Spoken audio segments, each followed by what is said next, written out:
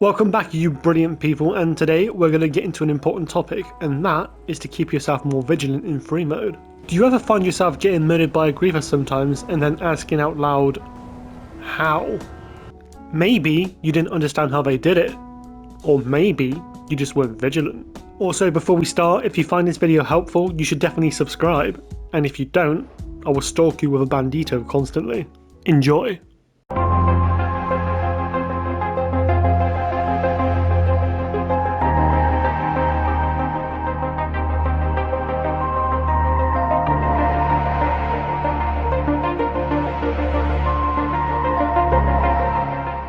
Tip number 1. Hiding your directional facing. Let's talk about how you face on GTA. Whether that be front, back, left and right, the enemy can see which way you're facing on the map. Unless you do the following. You can either go into a CEO or an MC, and then that way your blip on the map will be round. So no matter which way you're facing, they can't tell where you're facing. If that makes sense. You could also have a bounty on you which does the same thing. Or you can start the headhunter mission, which will basically put a massive target on you.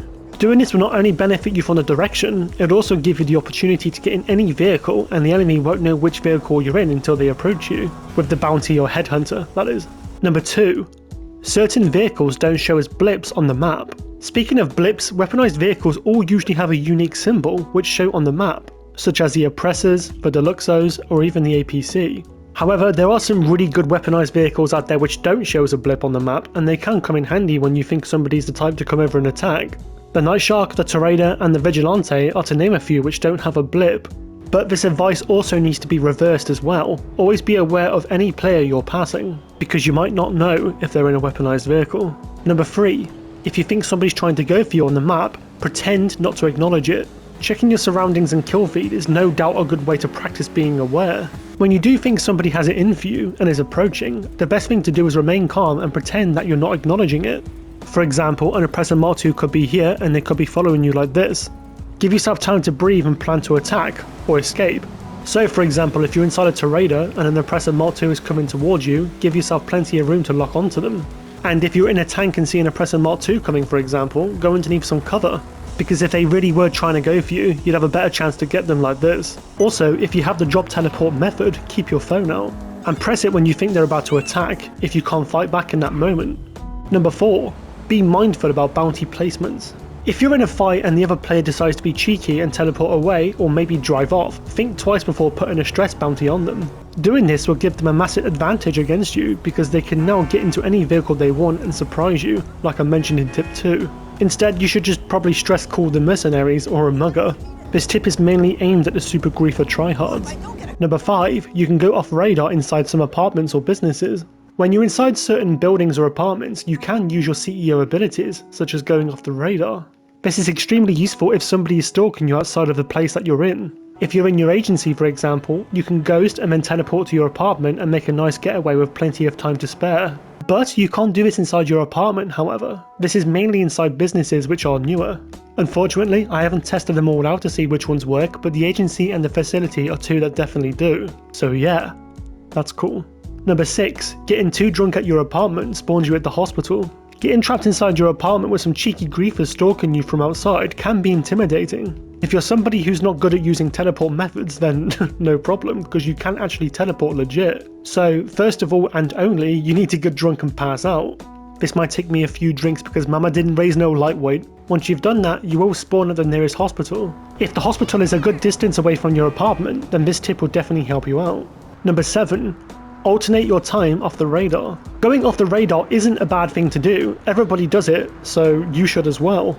Picking the right time to flick through your off-radar methods is important because you can potentially go off the radar forever if you play your cards right.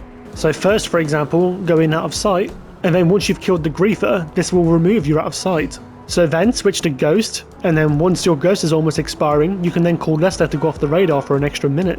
And then you can go into an RC vehicle when that minute expires. You can spend a few minutes inside the RC, get out of the RC, and then go back into ghost, and then so on. So basically, if the griefer that you're against isn't playing fair, then this is a good tactic to do. And if you're new in combat, it might be a good idea to try it out and practice. And also, stealth vehicles like the Raiju, the Akula, and the Terabyte will keep you off the radar forever, so keep that in mind. Number 8. Look out for players who are standing on high buildings. Griefer tryhards love to use thermal and snipe on buildings from far away, and honestly, it's a good method when you do want to defend yourself. When you're driving, or especially walking around the streets of Los Santos, be extra cautious when somebody is standing on a building, especially high ones like the Maze Bank. And if they're not on a CEO, you can also see the direction they're facing in as well, which will give you a bigger clue if they're trying to go for you. But if you are driving a vehicle and you are suspecting this, just don't leave your vehicle, drive far away so you're out of their heat range. Number 9. Put an RC Bandito underneath the APC if you think they're going to orb you. When somebody is teleported to their facility, this means either two things.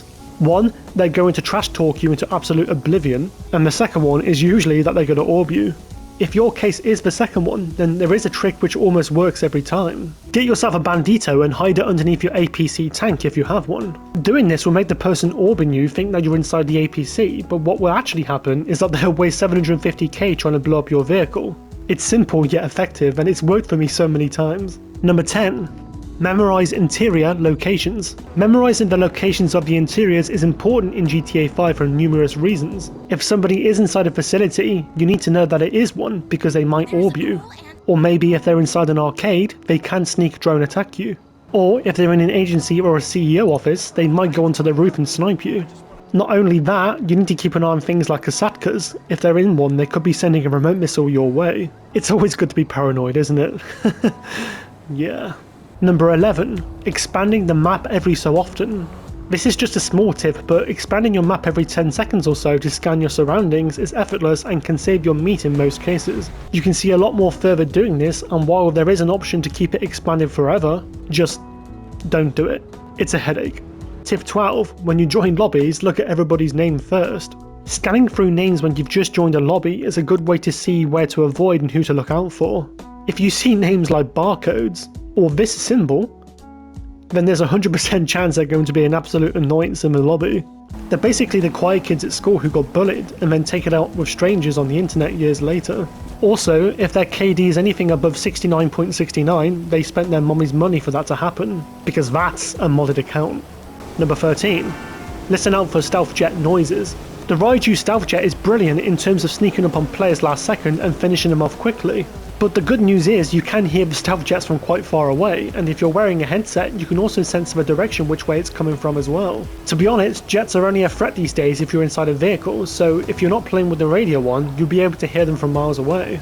Number 14. Using missile lock vehicles. Let's be honest, when somebody is griefing us for the first time, they're usually locking onto you with homing launcher missiles, right? Well, Imani tech has been a thing for years now, and the best news is more and more vehicles have the option to have this equipped. We don't always want to be forced to drive a weaponized vehicle all the time just to defend ourselves. Sometimes having something simple does the trick. And having something with bulletproof windows also adds a bit to ground protection. And no, let's not talk about the D5 because at the moment I really hate that car. And finally, tip number 15, trust nobody. Yep, that pretty much sums it. Never trust anybody random you come across in GTA Online. Some of them can be nice for 5 minutes and then completely turn on you. So whatever you do, always have a plan up your sleeve for each time you encounter somebody. And there we have it. Well, I hope I helped, and if I did, you can smash that like button for me. And if it does get enough likes, I will make a part 2. So thank you for watching the video, and I will see you in the next one.